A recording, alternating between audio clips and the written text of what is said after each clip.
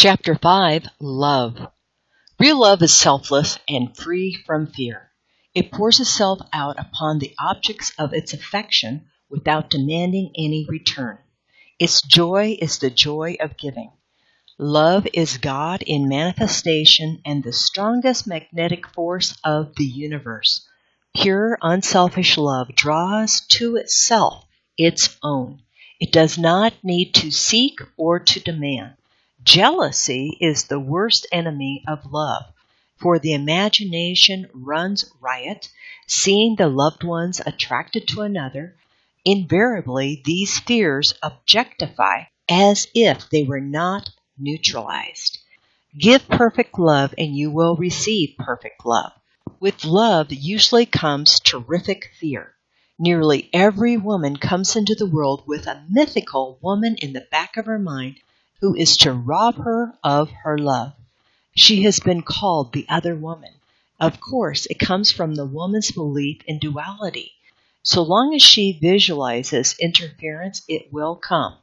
It is usually very difficult for a woman to see herself loved by a man she loves, so these affirmations are created to impress the truth of the situation upon her subconscious mind, for in reality there is only oneness. Be sure to read the chapter in The Game of Life and How to Play It, or go to the playlist and listen to the chapter on love. I am one with God, the undivided one. I am one with my undivided love, undivided happiness.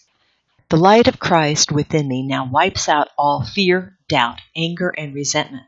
God's love pours through me. An irresistible magnetic current. I see only perfection and draw to me my own. Divine love through me now dissolves all obstacles. Chapter 6, Marriage. Before I go into this chapter, I want to go back to the game of life and how to play it. And I'm looking at it is the power of the word. Man's only enemy is within himself. A man's foe shall be they of his own household. Personality is one of the last enemies to be overcome. Peace on earth, goodwill toward man. The enlightened man, therefore, endeavors to perfect himself upon his neighbor. His work is within himself, to send out goodwill and blessings to every man. And the marvelous thing is that if one blesses a man, he has no power to harm him. Goodwill produces a great aura of protection about one who will send it, and no weapon that is formed against him shall prosper. In other words, love and goodwill destroy the enemy within oneself. Therefore, one has no enemies on the external. There is peace on earth for him who sends goodwill to man. Now let's look at that and compare that to marriage. Unless marriage is built upon a rock of oneness, it cannot stand.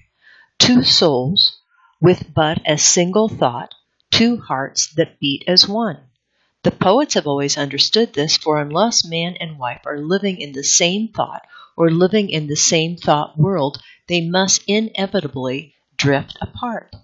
Thought is a tremendous vibratory force, and man is drawn to his thought creation. For example, a man and woman married and were apparently happy. The man became successful and his tastes improved, but the wife was still living in a limited consciousness. Whenever a man bought anything, he went to the best shops, selected what he needed regardless of the price. Whenever the wife went out, she haunted the 5 and 10 cent stores. He was living in thought on 5th Avenue. Her thought world was on 3rd Avenue. Eventually, they broke and separated.